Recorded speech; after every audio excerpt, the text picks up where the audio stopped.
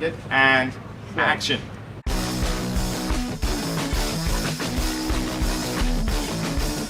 Hello.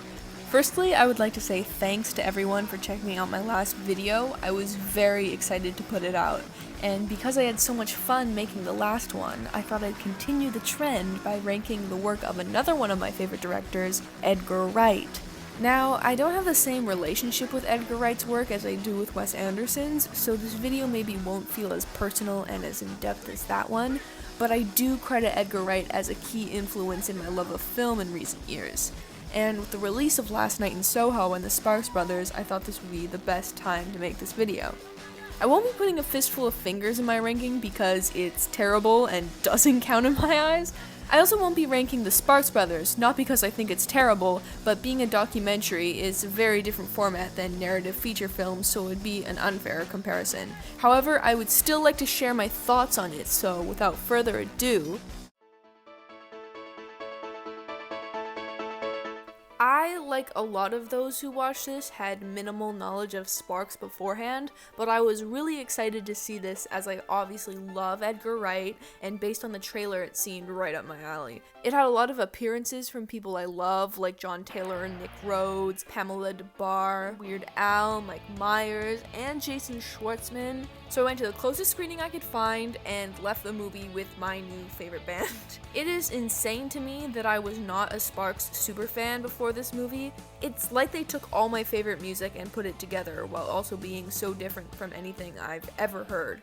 But this documentary is so freaking cool and so well made. I love the variety in animation. It makes the little anecdotes seem a whole lot more exciting. The use of text is great, and it's super fast-paced and kept me engaged the whole time. My only issue with it is that though it is fast-paced, it feels pretty long, clocking in at 141 minutes, but that's no fault but my own attention span. If you watch the movie, you'll see that it doesn't really feel like it's being drawn out, and everything shown seems important. I really admire Edgar Wright for putting everything he did into this super cool project, knowing it would probably have little success. I can relate to that very much. But I just love this movie so much. I've seen it 4 times now. I'm constantly recommending it to everyone I talk to, and so far it's my top movie of 2021. Now it's ranking time. Man, I was so excited for Last Night in Soho. An Edgar Wright movie set in the 1960s is like a dream come true for me, but I ended up feeling a bit disappointed. Edgar's signature quick and snappy style seems to be completely missing from this, which partially makes sense since it's meant to be a psychological thriller, but even at its start it doesn't feel like a product of his at all. The lack of witty dialogue that he's known for is really noticeable and makes this a slightly boring watch. This movie feels like it's attempting to be deep in some sense, but because there's so much going on and that weird twist near the end, the themes it's dealing with kind of feel like an afterthought and appear insincere. I guess I sort of assumed it would be more of an homage to the horror genre while also slightly parodying it, maybe a bit like the fake trailer Edgar made for Grindhouse. I should clarify I don't dislike this movie. I obviously loved the soundtrack and clothing, and I feel like I really relate to Ellie. Thomasin McKenzie in that role is just great. A lot of the effects are really cool to see because if you know Edgar Wright, you know it's almost all practical and it's very impressive. It's always exciting to see something new from someone whose work you love, but it just didn't end up being everything I hoped it would. Who knows how I'll feel about this in the future, but as of right now, I'm satisfied with this placement. This one grows on me every time I watch it. Though I think it's the weakest of the Cornetto trilogy in its script and overall execution, it's still a great sci-fi and action movie with all the signature Wright style. Gary King is an amazing character, probably Edgar's best, and that depth makes the movie so much better for me. I don't have anything else to say about this movie, which I guess speaks to its overall impact, but in conclusion, it might not be his best movie, but with a character like Gary King and your signature Cornetto cast of British excellence, you can't skip this one.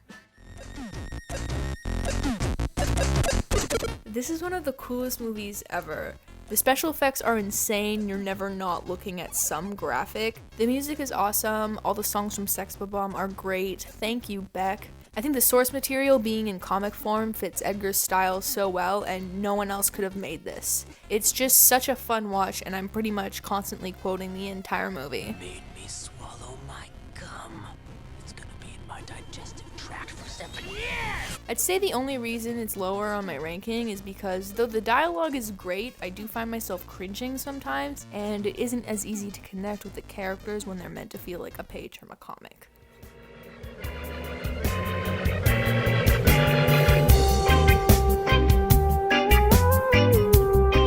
Shaun of the Dead, while being a spoof of the zombie apocalypse genre, is also a great zombie movie that you can take completely seriously. There's just so little wrong with this movie. I could go into heavy detail about how impressive it is, from all the references to the hilarious script and how almost everything said throughout it has a double meaning. Glad somebody made it. Glad somebody made it. The attention to detail is insane. The soundtrack is awesome. You can definitely see a lot of elements that would be used as an entire concept for Baby Driver, and you know me, if there's a good use of music in something, I'm automatically biased. It has the same qualities as an early 2000s rom-com or a stupid surface-level comedy, but it's so layered in so many ways. It goes from hilarious and fun to suspenseful, heartfelt to extremely sad, and that's why I think it holds up so well. I mean, at least better than other 2004 comedies, it's still a product of its time when it comes to some moments. It's a great time and an extremely well-made movie, and if you haven't seen it, please go watch it right now. I can't tell you how much I love it.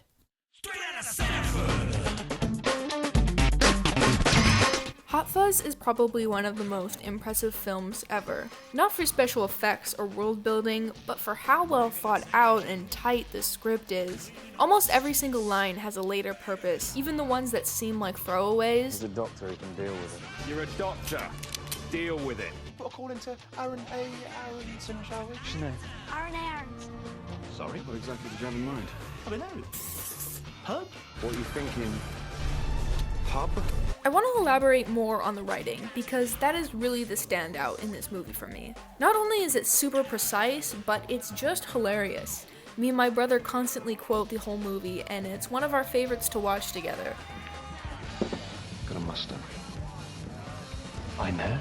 I'm not really a cop action flick person, but the way Edgar takes a genre and makes something completely new is why I think all of his movies are loved regardless of the subject matter. Like Shaun of the Dead, it has a lot of elements that might make it appear as a stupid action comedy, but it goes so much deeper than that with its attention to detail and its characters, and it ends up being a seriously great addition to the genre it's somewhat parodying.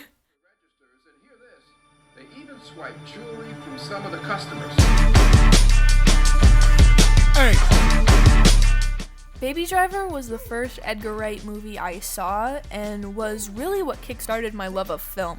I didn't really know about Edgar Wright or his movies when Baby Driver came out and had no idea what it was, but my cousins invited me to go see it with them. I ended up making my dad come with me to see it again the next day, and it became my favorite movie ever for a long time. To me, this one works so much better than Last Night in Soho as a non-comedic Edgar Wright movie with a more toned-down style, and it's because it has some other concept besides the plot keeping it exciting, which is that the story is driven, no pun intended, by its soundtrack, and most of it is choreographed in a way to the music.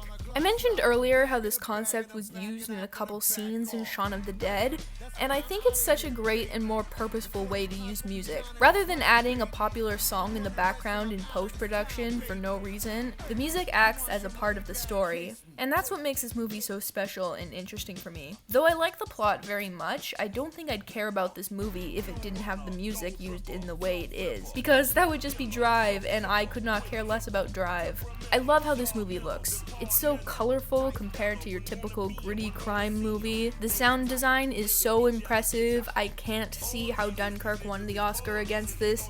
I mean, the whole opening credits scene should win an Oscar on its own. I think I loved this movie so much in the years following it because I hadn't really seen anything like it, and because of it I started becoming more interested in film and paying more attention to the slightly more unique movies coming out. And that's my ranking for Edgar Wright. I think Edgar is just one of the coolest directors from the last 20 years. Not everyone can create such a unique take on so many genres and have it work so well and be enjoyable for everyone. And I'm really excited to see what's coming next. Thanks for watching. Apologies for my terrible mic quality. Maybe one day I'll be able to fix that, but for now, see you later.